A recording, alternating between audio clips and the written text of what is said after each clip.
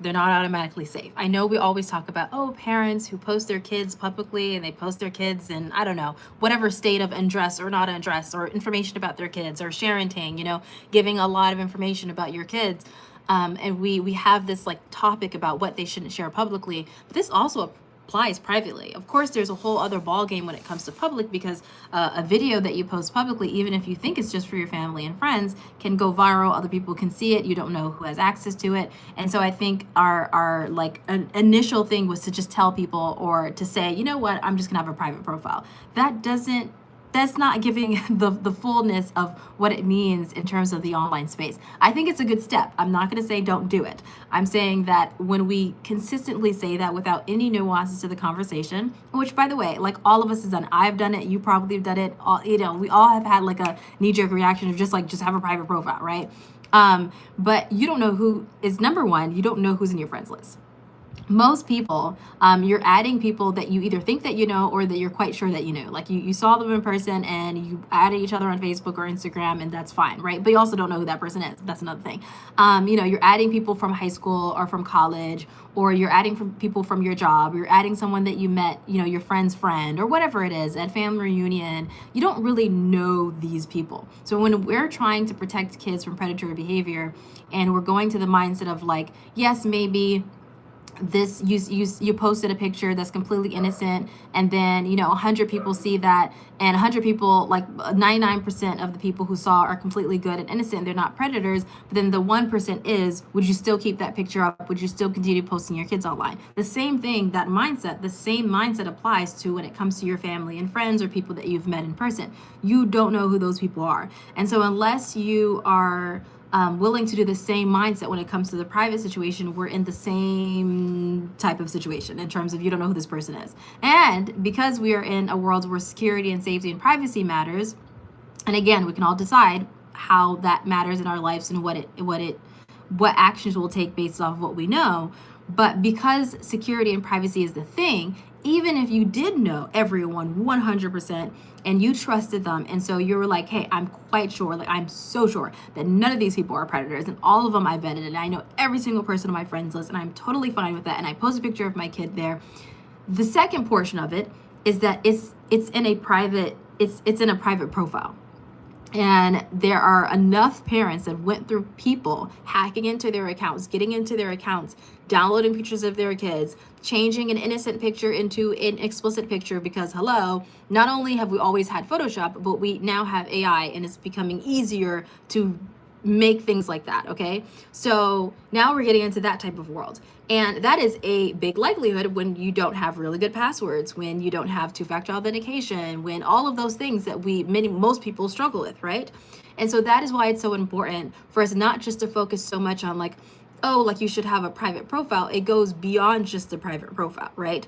And so I want to just give that PSA when we're talking about don't post pictures of kids in diapers, or like wearing a swimming suit, or any state of undress, or bath time, or whatever it is. You also want to apply that when it comes to a private profile.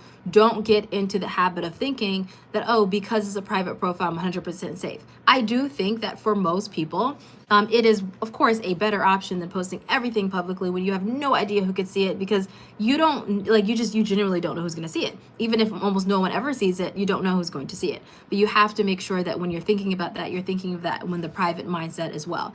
And as well, you have to start thinking about consent. And is your kid okay with you posting that? When they're really, really young, you're making that decision for them to the best of your ability, using your gut feeling, using your family goals, using your goals, using what you want your kids to see of you, how you want your kids to operate with themselves, with you, and with other people. And then as they start getting older, and by the way, you can still ask them when they're super, super young. And them saying yes and no, you're honoring that.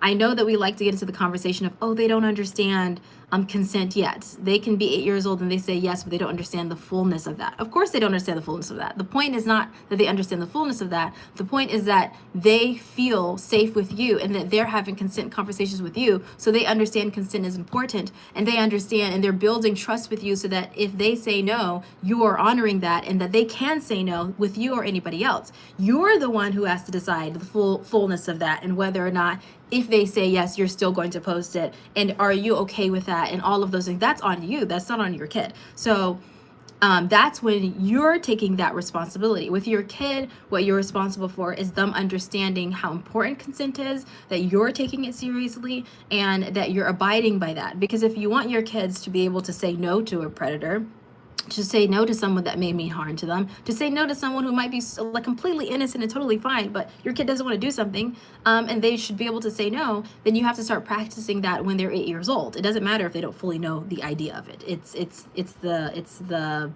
the process of going through it. It's the idea of trust. It's the feeling of trust internally is what we're going for when it comes to the private space. Okay, so that's number one. Number two is that as they get older, they will slowly understand the depth of it. There are many things that you can watch with your kids. There are many things that you can watch with your kids when it comes to the online world, so they can slowly understand it in an age-appropriate way. If your kids are like under 11, NCMEC, the National Center for Missing and Exploited Children, they made a series called Into the Cloud. It's on YouTube. If you look up Into the Cloud, there's 3 seasons, both in Spanish and English, and they also have all seasons into a movie version, so there's like movies, and they explain to kids under the age 11 and under how about online safety, about photo safety, about predator behavior, about cyberbullying. Because it comes from NCMEC, again, National Center for Missing and Exploited Children, they take the data, right? They take the data of what they see for their cyber tip line reports, and they use that to help your kids understand how to stay safe from a lot of the reports that they are getting from parents and children and people and law enforcement agencies nationally, right? And so they're taking that data and helping your kids stay safe from a lot of situations that other kids their age are going through. That's why I believe that's really great. As your kids get older, you can start watching documentaries like The Social Dilemma. You can watch TV shows like MTV Catfish.